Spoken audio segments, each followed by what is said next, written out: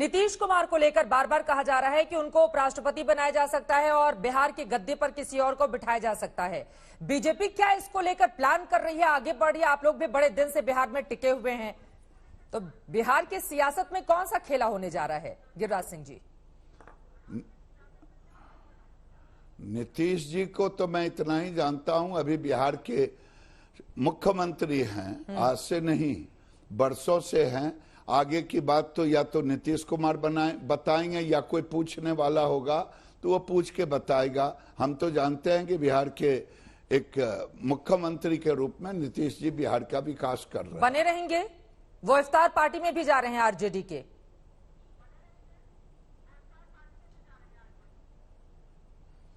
भाई इफ्तार पार्टी में जिनको जाना हो इफ्तार पार्टी में जाएं, जिनको जहां जाना हो जाएं, लेकिन भारत को डराने की कोशिश कोई ना करे। कौन कर रहा है भारत को डराने की कोशिश? यही कट्टरपंथी सोच। मैं तो पहले ही कहा हूं कि देश में बढ़ती हुई मुसलमानों की आबादी से भारत को कोई खतरा नहीं है, खतरा है कट्टरपंथी सोच से। और वो सोच है शर्जिल इमाम का सोच, जो भारत को चिकन नेट से काट देने की बात करता है। खतरा है मुर्तुजा जैसे। अगर मुर्तुजा ने ये योगी के मठों पर हमला किया, अगर वो कोई मस्जिद पर कोई हिंदू किया होता तो आज ये पूरे देश के लोग टूरिज्म बनाते। खतरा ऐसे कट्टरपंथी सोच से है। खतरा है कि शरिया कानून लाने का बात करते हैं।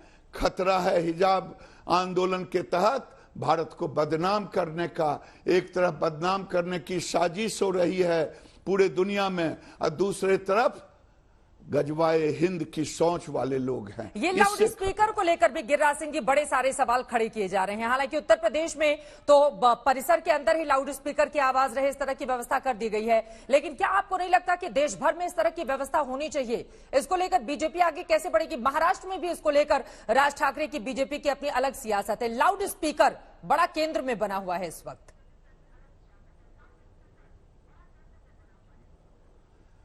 देखिए, वायु प्रदूषण, ध्वनि प्रदूषण, ये उनके नियम हैं कानून के, उसमें सबको पालन करना चाहिए।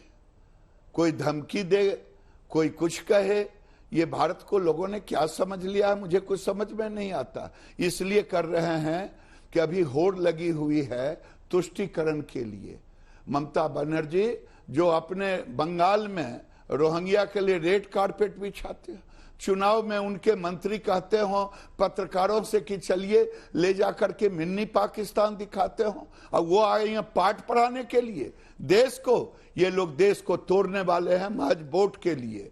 इसलिए ध्वनि को लेकर के जो हो रहा है, जो ध्वनि प्रदूषण के कानून है, हाँ, उसका पालन करना चाहिए। मस्जिदों से दुनिया के कई मुस्लिम देश हैं क्या उतार दिए जाने चाहिए? नहीं होता।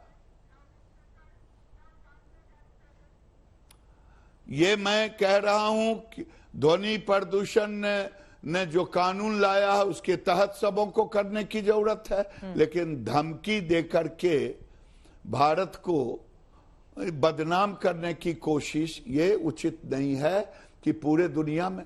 इससे ज्यादा क्या होगा कि भारत को गाली देते हैं, यहाँ सब कुछ ठीक नहीं है। याकूब मेनन पर जिस ढंग से, अफजल गुरु पर जिस ढंग से माहौल क्रिएट किया, कोर्ट खुलवाया, और फिर भी कहते हैं कि भारत में सब कुछ ठीक नहीं है।